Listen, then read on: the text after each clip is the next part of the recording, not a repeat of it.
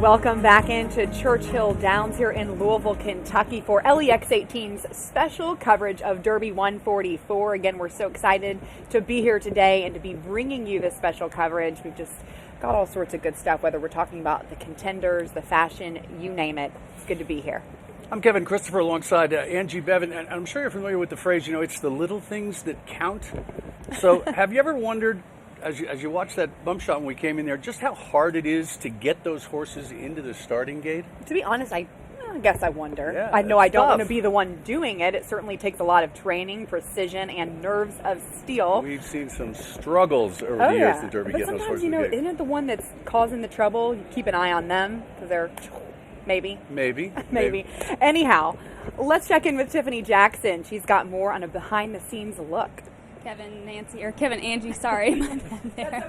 We wish she was here, but I love you here, Angie, anyway. Well, those few moments after the trumpet call when we're all getting those butterflies in our stomach because the race is about to start any minute now? Well, while we're holding our breath, the starting gate crew is working their absolute hardest. Take a look.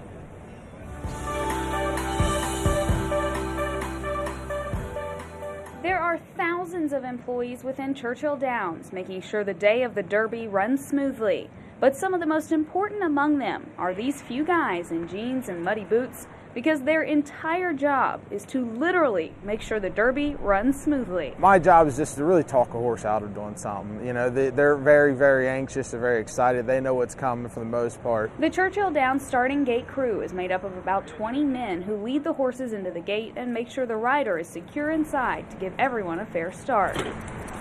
Simple enough to explain, but the actual job is one of the hardest, most stressful positions on the track. A lot of money and a lot of hard work has been put into getting a horse to a race, and you don't want to be the one that screws that up for them at the last minute. It starts with keeping track of every horse and their individual personalities. We have a book that we're going to write down just anything that horse does, maybe a tick to him or something that we need to do to help him out. And they'll tell us, look, when we run him in New York, he did this or he did that.